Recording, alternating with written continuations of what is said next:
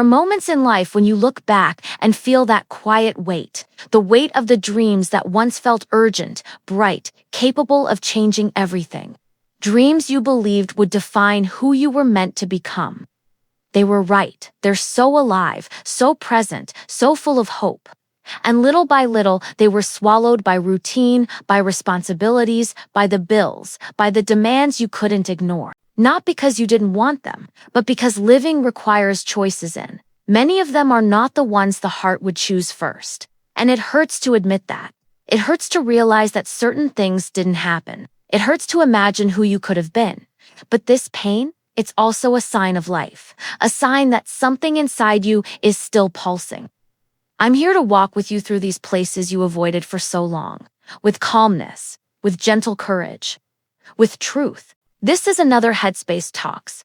Let's go together. The paths that carried your dreams away were never as simple as they seemed. There were invisible forces at play, much stronger than any speech saying you just didn't try hard enough. Life happens in waves, in detours, in interruptions. Sometimes you didn't meet the right person. Sometimes the timing wasn't kind. Sometimes your body didn't respond. Sometimes circumstances shifted without asking for permission. None of this has anything to do with incapability. None of this means you weren't worthy. On the contrary, it shows how much you carried off and along, trying to balance expectations, limitations, and deep desires that didn't fit into the surface of your daily routine. Behind every unrealized dream, there is a hidden story, meaning you rarely see at first glance. Because the dream is never just the dream. It's the tip of the iceberg, the visible part of something emotionally much deeper, submerged in layers you were never taught to explore.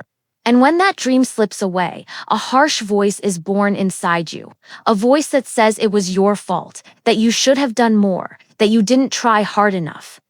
A voice learned long ago, shaped by criticism, comparisons, impossible expectations. It repeats cruel phrases as if they were absolute truths. But that voice is not you. It's just an echo of the things that once wounded your story. It feeds on your vulnerabilities, not your real abilities. Because when you look honestly at your journey, you realize you didn't live trying to fail. You lived trying to get things right, trying to love, trying to build something better. And that silent effort deserves respect, not punishment. Life didn't redirect you because of weakness. It simply pushed you into human, necessary, often painful decisions. And none of that should be a reason for shame. Self-compassion begins when you allow yourself to look at your own life with the same tenderness you would offer someone you love. You recognize that not everything depended on your will, that you couldn't control all the elements shaping your story.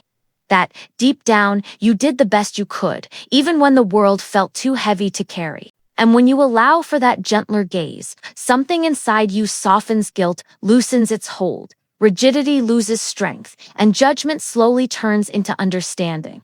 The forgiveness you always offered to others finally finds a path toward you. Amid all of this, there are also the small victories, the ones no one sees, but that were essential for you to get here. Daily life is so loud that you often forget how much you grew while believing you were standing still. There were days when you got out of bed with no energy at all and still did it. There were responsibilities you held even while exhausted. There were people you supported even when you were the one needing support. All of that is huge. All of that is worthy. All of that is part of the life you built, even without having achieved that specific dream. Gratitude for these small victories doesn't erase what hurt, but it illuminates the path you walked. It reveals that even in survival mode, you were still building something important. There is also the question of worthiness. Maybe a part of you still believes the dream didn't happen because you weren't deserving of it, that something in you was lacking, that the universe withheld what you wanted because of some personal flaw. But that is not true. Worthiness is not tied to results. It is tied to your humanity. You deserve love. You deserve care. You deserve gentleness, even when you make mistakes, even when you lose, even when you change direction. When you allow yourself to feel this deeply, the dream you left behind doesn't become a scar, it becomes part of your story. Not a label, not a punishment. Just a piece of the mosaic that brought you here. And it is precisely the present that gives you a chance to redefine everything. Not the dream itself, but the meaning it carried. Maybe you didn't live that specific form of motherhood or fatherhood, but you can live other forms of caring, of nurturing, of loving.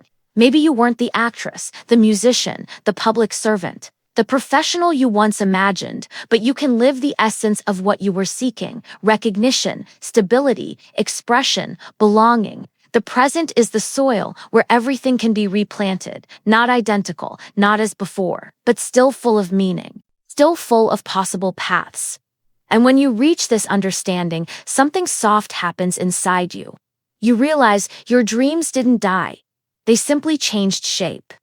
They turned into new searches, new gestures, new ways of existing. Life didn't punish you when it changed the route. It pushed you toward a direction you might never have chosen alone, but that holds possibilities you can only see now. The detours brought silent lessons. They brought maturity. They brought a new perspective of who you are. And the deepest truth is that no one finds their own destiny by walking in a straight line. Sometimes we find it precisely when we think we've lost it. When you look at all of this with gentleness, you discover that something in you is still alive, an inner movement that keeps searching, breathing, imagining, an old desire that didn't disappear, just found new ways to exist inside you. And that desire, that's what keeps you alive. It is the most beautiful sign that your soul is still here, present, vibrant, ready to keep walking. And of course, if you want to keep walking with me, subscribe to the channel and turn on notifications. Here, at Headspace Talks, we learn together to transform pain into strength and silence into healing.